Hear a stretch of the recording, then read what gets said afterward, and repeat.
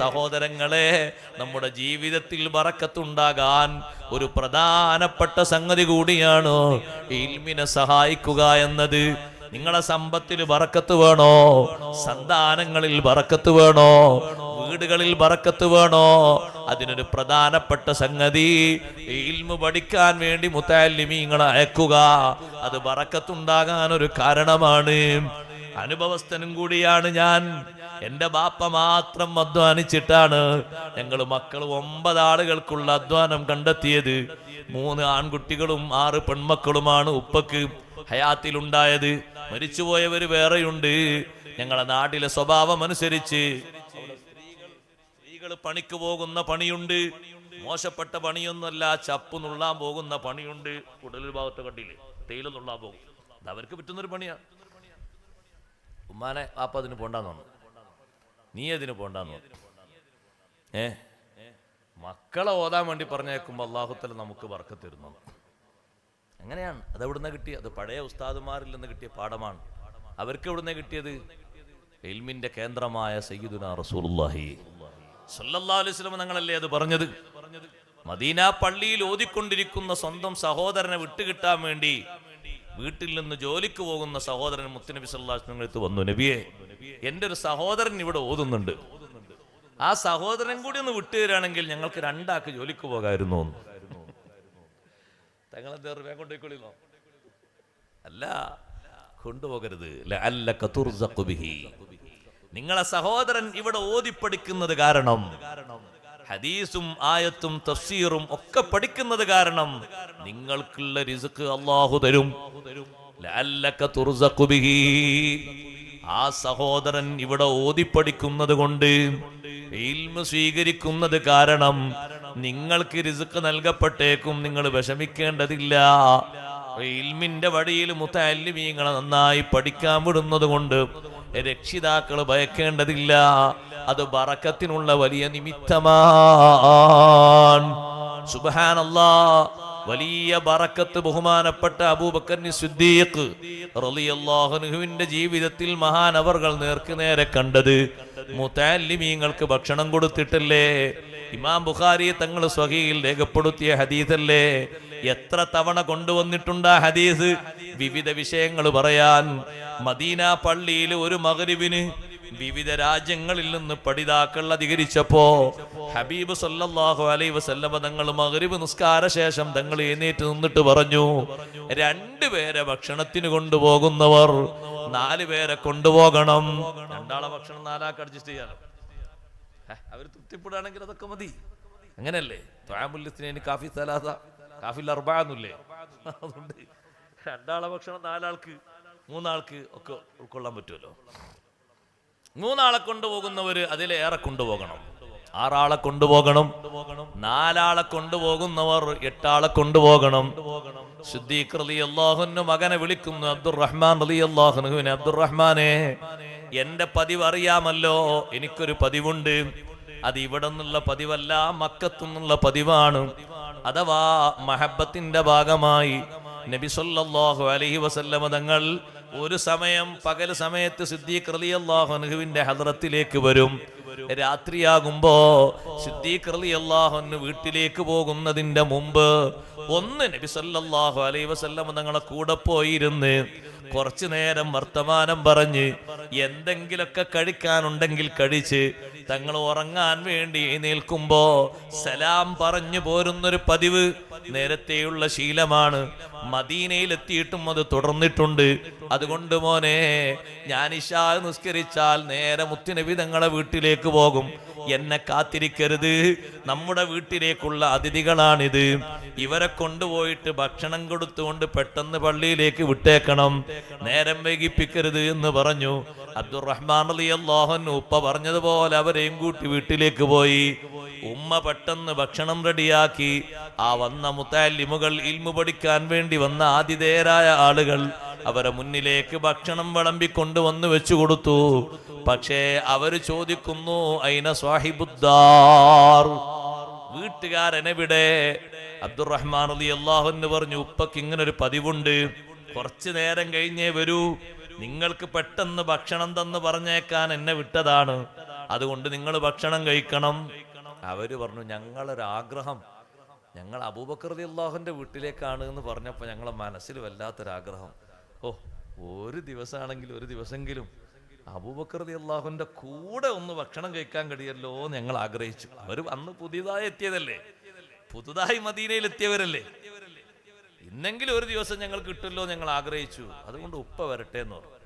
അബ്ദുറഹ്മാൻ റളിയല്ലാഹു അൻഹു പറഞ്ഞു, അല്ല, നിങ്ങൾ ഭക്ഷണം കഴിക്കും, നേരം വൈകിയാൽ പിന്നെ എന്നോടായിരിക്കും ഉപ്പ ചൂടാകുക, ഞാനത് കേൾക്കേണ്ടി വരും, നിങ്ങൾ കഴിക്കും, ഞങ്ങൾ ഉപ്പ വന്നിട്ട് കഴിച്ചോളാം. പിന്നെ അവർ പറഞ്ഞു. ഏകദേശം ഉപ്പ വരാനായി എന്ന് കണ്ടപ്പോൾ അബ്ദുറഹ്മാൻ റളിയല്ലാഹു അൻഹു പതുക്കെ അവരിൽ നിന്ന് അങ്ങോട്ട് മാറി ഒരു ഭാഗത്തേക്ക്. പെട്ടെന്ന് തന്നെ ഉപ്പ വരുമ്പോൾ ഉപ്പാനെ ദേഷ്യം പിടിപ്പിക്കണ്ടെന്ന് കരുതിയിട്ടൊന്ന് മാറിയതാണ്, മറ്റൊരു ഭാഗത്തേക്ക് മാറി. നമ്മുടേതല്ലാത്ത കാരണത്തിന് വേണ്ടി അങ്ങനെ ചൂടാകുന്നൊരു വിഷയം വന്നാൽ അങ്ങനെ മാറി നിൽക്കാമെന്നും ആ ഹദീസിൽ നിന്ന് മഹാന്മാരായ പണ്ഡിതന്മാർ തെളിവെടുത്ത് പഠിപ്പിക്കുന്നുണ്ട്. അബ്ദുറഹ്മാൻ റളിയല്ലാഹു അൻഹു അങ്ങോട്ട് മാറി നിന്നു. അബൂബക്കർ റളിയല്ലാഹു അൻഹു വീട്ടിലെത്തി. ചോദിച്ചു, നിങ്ങൾ ഭക്ഷണം കഴിച്ചില്ലേ? ഇല്ല, ഞങ്ങള് നിങ്ങളെ കാത്തിരിക്കുന്നു. ഇവര് പറഞ്ഞു, നിങ്ങളെ കാത്തിരിക്കുന്നു. സിദ്ദീഖ് റളിയല്ലാഹു അൻഹു പറഞ്ഞു, ഞാൻ ഭക്ഷണം കഴിച്ചല്ലോ, എനിക്ക് ഭക്ഷണമൊന്നും വേണ്ട. എന്നാ പിന്നെ ഞങ്ങൾക്കും വേണ്ട എന്നാണ് അവര്. നിങ്ങൾക്ക് ഭക്ഷണം വേണ്ടെങ്കിൽ ഞങ്ങൾക്കും വേണ്ട, നിങ്ങളെ കൂടെ ഭക്ഷണം കഴിക്കാൻ ആഗ്രഹിച്ചിട്ടല്ലേ ഞങ്ങൾ ഇത്രയും നേരം കാത്തിരുന്നത്. അപ്പ വിളിച്ചു, അബ്ദുറഹ്മാൻ റളിയല്ലാഹു അൻഹു വിളിച്ചു, അബ്ദുറഹ്മാനെ, നല്ല ഒരു ചൂടൻ പേര് കൊണ്ടൊക്കെ വിളിച്ചു, യാ ഉംദറു, പേര് വിളിച്ചു, നല്ല ദേഷ്യത്തോടെ വിളിച്ചു. പക്ഷേ അബ്ദുറഹ്മാൻ റളിയല്ലാഹു അൻഹു മിണ്ടിയില്ല. സിദ്ദീഖ് റളിയല്ലാഹു അൻഹു പറഞ്ഞു, എന്റെ ശബ്ദം നീ കേൾക്കുന്നുണ്ട് എന്ന് എനിക്കറിയാം, കുറച്ച് കഴിഞ്ഞിട്ട് നീ ഇങ്ങോട്ട് വരുമല്ലോ, ഇങ്ങോട്ട് വാ, ബാക്കി ഞാനപ്പ പറഞ്ഞുതരാം. ഉപ്പ അങ്ങനെ ദേഷ്യപ്പെടുന്നത് തന്റേതല്ലാത്ത കാരണത്തിന് വേണ്ടിയാണെങ്കിൽ ക്ഷമിക്കുന്നത് വരെ മൗനം പാലിക്കാമെന്നും മഹാന്മാര് പഠിപ്പിക്കുന്നുണ്ട്. അബ്ദുറഹ്മാൻ റളിയല്ലാഹു അൻഹു അതിൽ കുറ്റക്കാരനല്ലല്ലോ. ഭക്ഷണം കൊണ്ടുപോയി വെച്ചിട്ടുണ്ട്, ഉമ്മ നേരത്തെ പാചകം ചെയ്തിട്ടുണ്ട്. സുബ്ഹാനല്ലാഹ്, സിദ്ദീഖ് റളിയല്ലാഹു അൻഹു കുറച്ചു നേരമൊക്കെ ഗൗരവത്തോടെ നിന്നെങ്കിലും പിന്നെ മഹാനവർകൾ പറഞ്ഞു, നേരത്തെ പറഞ്ഞതെല്ലാം വിട്ടേക്കൂ, അതെല്ലാം ഒഴിവാക്കൂ, നിങ്ങൾ ഇരിക്കൂ, നമുക്ക് ഭക്ഷണം കഴിക്കാം. ഈ അതിഥികളോടൊപ്പം സിദ്ദീഖ് റളിയല്ലാഹു അൻഹു ഇരുന്നു. ഭക്ഷണം കഴിച്ചു തുടങ്ങി. അവരതാ ഭക്ഷണം കഴിക്കാൻ ഓരോ ഭാഗത്തിനും ഓരോ പിടി ഇങ്ങനെ എടുക്കുമ്പോ മാ അഖദ ലുഖ്മതൻ ഇല്ലാ റബാ മിൻ അസ്ഫലിഹാ അക്സറു മിൻഹാ. ഒരൊറ്റ പിടി ഇങ്ങനെ പാത്രത്തിൽ നിന്നെടുക്കുമ്പോ അതിനേക്കാൾ അധികം അവിടെ എങ്ങനെ കൂടി വരുന്നു. ഒരു പിടി എടുത്താൽ അവിടെ 2 പിടി അധികം വരുന്നു. 2 പിടി ഭക്ഷണം എടുക്കുമ്പോ അവിടെ അതാ 3 പിടി ഭക്ഷണം വരുന്നു. വർധനവ് ഇങ്ങനെ നേർക്ക് നേരെ കാണുകയാണ്. എടുക്കുന്നതിനനുസരിച്ച് ഭക്ഷണം ഇങ്ങനെ കൂടി കൂടി വരുന്നു. കുറച്ചു കഴിഞ്ഞപ്പോ സിദ്ദീഖ് റളിയല്ലാഹു അൻഹു പാത്രത്തിലേക്ക് നോക്കി. കൊണ്ടുവന്ന് വെച്ചതിനേക്കാളും ഭക്ഷണം അധികമുണ്ടല്ലോ. ഉടനെ വിളിച്ചു തന്റെ ഭാര്യയെ, യാ ഉഖ്ത ബനി ഫിറാസ്, പെണ്ണെ ഒന്ന് വന്നു നോക്ക്, ഭക്ഷണം ഇതാ അധികരിച്ചിട്ടുണ്ട്. അബൂബക്കർ റളിയല്ലാഹുവിന്റെ ഭാര്യ വന്നു നോക്കിയിട്ട് പറഞ്ഞു, ഇത്ര ഭക്ഷണം ഞാൻ കൊണ്ടുവച്ചിട്ടില്ലല്ലോ, ഭക്ഷണം കുമിഞ്ഞുകൂടിയിട്ടുണ്ടല്ലോ, അധികരിച്ചിട്ടുണ്ടല്ലോ.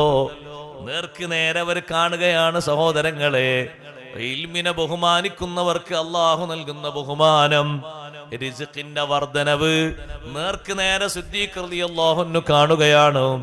സിദ്ദീഖ് റളിയല്ലാഹു അൻഹു ആ അതിഥികളോടൊപ്പം ഭക്ഷണം കഴിച്ച് അവര് സലാം പറഞ്ഞ് പിരിഞ്ഞുപോയി. സുബ്ഹി നിസ്കാരത്തിന് പള്ളിയിലെത്തിയപ്പോൾ നിസ്കാരം കഴിഞ്ഞ ശേഷം നബി സല്ലല്ലാഹു അലൈഹി വസല്ലം തങ്ങളോട് പറഞ്ഞു, അല്ലാഹുവിന്റെ റസൂലേ, ഇങ്ങനെ ഒരു സംഭവം ഇന്നലെ എന്റെ വീട്ടിലുണ്ടായി. എന്റെ വീട്ടിലേക്ക് തങ്ങൾ പറഞ്ഞയച്ച അതിഥികൾ ഭക്ഷണം കഴിക്കുമ്പോ ഭക്ഷണം ഇങ്ങനെ വർദ്ധിക്കുന്നത് ഞാൻ നോക്കിക്കണ്ടു. അവര് ഇവിടെയുണ്ട്, അവരും നോക്കിക്കണ്ടു. എന്റെ പത്നിയും അത് കണ്ടു. നല്ല ബറക്കത്തോടെ ഭക്ഷണം ഇങ്ങനെ വർദ്ധിച്ചു വരുന്നു. ഹബീബ് സല്ലല്ലാഹു അലൈഹി വസല്ലം തങ്ങൾ പറഞ്ഞു, അള്ളാഹു നിങ്ങൾക്ക് നൽകിയ ബറക്കത്താണ്, നല്ല ബറക്കത്തുള്ള ഭക്ഷണമാണ്. അതിന്റെ ബാക്കി വല്ലതും വീട്ടിലുണ്ടോ? ബറക്കത്തുള്ള ഭക്ഷണം തലേന്ന് കൊണ്ടുവന്ന് വെച്ചാലും പിറ്റേന്ന് കഴിക്കാൻ മനസ്സിലായില്ലേ? അങ്ങനെയാണ് പഴയ കാലത്തൊക്കെ പഴഞ്ചോറ് വെക്കല് അല്ലേ? അപ്പൊ പഴഞ്ചോറ് വെക്കുവോ? തലേന്ന് ഉറങ്ങിയ ചോറ് പിറ്റേന്ന് കഴിക്കാമെന്നതിന് അതിൽ തന്നെ തെളിവ്. അതാ നമ്മളെ നാട്ടിൽ പഴയ കാലത്ത് പാഞ്ചൂർ വയ്ക്കാൻ തെളിവ് എന്ന് പറയല്. അതിന് ഇതന്നെ തെളിവാക്കിയത് ഹദീസ്. ഒരു വിഷയത്തിനൊന്നല്ല, 10-25 വിഷയങ്ങൾക്ക് ഇമാം ബുഖാരി റഹ്മത്തുള്ളാഹി അലൈഹി ഹദീസ് തെളിവായി കൊണ്ടുവന്നിട്ടുണ്ട്. അബൂബക്കർ റളിയല്ലാഹു അൻഹുവിന്റെ കറാമത്ത് മാത്രമല്ല സഹോദരങ്ങളെ, മുത്തഅല്ലിമീങ്ങളുടെ കറാമത്തും കൂടി ഈ വിഷയത്തിലുണ്ട്. അവരും കൂടി ഭക്ഷണം കഴിക്കുമ്പോഴാണല്ലോ വർദ്ധിച്ചത്. സിദ്ദീഖ് റളിയല്ലാഹു അൻഹു ഒരു പാത്രത്തിൽ കുറച്ച് ഭക്ഷണം എടുത്ത് നബി സല്ലല്ലാഹു അലൈഹി വസല്ലം ഞങ്ങളെ ഹദ്റത്തിലേക്ക് കൊണ്ടുവന്നു. സുബഹി നിസ്കാരം കഴിഞ്ഞ് ഈ സംഭവം പറഞ്ഞ ശേഷം ഹബീബ് സല്ലല്ലാഹു അലൈഹി വസല്ലം ഞങ്ങൾ കയ്യിൽ പിടിച്ച് ആ പാത്രത്തിൽ നിന്ന് ഭക്ഷണം കഴിച്ചു. തലേന്ന് ഉറങ്ങിയ ഭക്ഷണം പിറ്റേന്ന് കഴിക്കണം, തള്ളരുത്, ഒഴിവാക്കിയേക്കരുത്. ഇത് കഴിക്കാനുള്ളതാണ്, ഇതിനാണ് ഒഴിവാക്കുന്നത്. പഴയ കാലത്ത് വല്ലിപ്പാർക്കും ബാപ്പാർക്കും ഒക്കെ ഉള്ള ആരോഗ്യത്തിന്റെ ഒരു രഹസ്യം കൂടി എന്നത് പാഞ്ചോറ് കഴിക്കാന്നുള്ളത്. പാഞ്ചോറ് അത് വേസ്റ്റ് കുട്ടയിലേക്കുള്ളതല്ല, കഴിക്കാനുള്ളതാണ്. അതിലൊരു കേടുമില്ല. ബറക്കത്തിന്റെ ഭക്ഷണം, അങ്ങനെയുള്ള ഭക്ഷണങ്ങളൊക്കെ രാത്രിയുള്ളത് പിറ്റേന്നും കഴിക്കാന്ന് മനസ്സിലായി. ഇത് മുത്തഅല്ലിമീങ്ങൾക്ക് ഭക്ഷണം കൊടുക്കുമ്പോൾ നേർക്ക് നേരെ ബഹുമാനപ്പെട്ട അബൂബക്കർ സിദ്ദീഖ് റളിയല്ലാഹു അൻഹുവിന് ഉണ്ടായ അനുഭവമാണ്. ചെറുതല്ല, വലിയൊരു അനുഭവമല്ലേ? നിങ്ങൾ നോക്ക്, റിസ്ഖിൽ അല്ലാഹു തആല നൽകുന്ന ഒരു വിശാലതയാണ്. മുത്തഅല്ലിമീങ്ങളെ വളർത്തണം. സഹോദരങ്ങളെ, നമ്മുടെ കുടുംബത്തിന് വലിയ കാവലാണ്, നമ്മുടെ നാടിന് വലിയ കാവലാണ്. അപ്പൊ നിങ്ങൾ ചോദിക്കൂ, ഉസ്താദേ, ഒരുപാട് മുത്തഅല്ലിമീങ്ങൾ ആലിമീങ്ങളൊക്കെ ഇങ്ങനെ വലുതായി വന്നാല് എവിടെയാണ് ഇവരൊക്കെ ജോലിയെടുക്കുക? ഇഷ്ടം പോലെ ജോലിക്കാർ ഇനിയും ആവശ്യമുണ്ട്. ഖിദ്മത്തിന് എത്രയോ ആളുകൾ ആവശ്യമുണ്ട്. നല്ല പഠനവും നല്ല വിദ്യയുമുള്ള ആളുകളെ ഉത്തരേന്ത്യൻ ഭാഗത്തേക്ക് ഇപ്പോഴും സ്വാഗതം ചെയ്തുകൊണ്ടിരിക്കുന്നുണ്ട്. ഒരു ഭാഷാ നൈപുണ്യം ചെറിയൊരു നിലക്ക് നേടിയാൽ മതി. അത് വലിയൊരു കഠിനാധ്വാനമുള്ള പണിയല്ല. ഭാഷാ പഠനം നടത്തേണ്ടതുണ്ടല്ലോ. ഒരുപാട് ഭാഷകൾ പഠിച്ചിട്ടുണ്ടല്ലോ. ബഹുമാനപ്പെട്ട ഇമാമുന ശാഫിഈ റളിയല്ലാഹു അൻഹു, മഹാന്മാരൊക്കെ അങ്ങനെ പഠിച്ചിട്ടുണ്ടല്ലോ.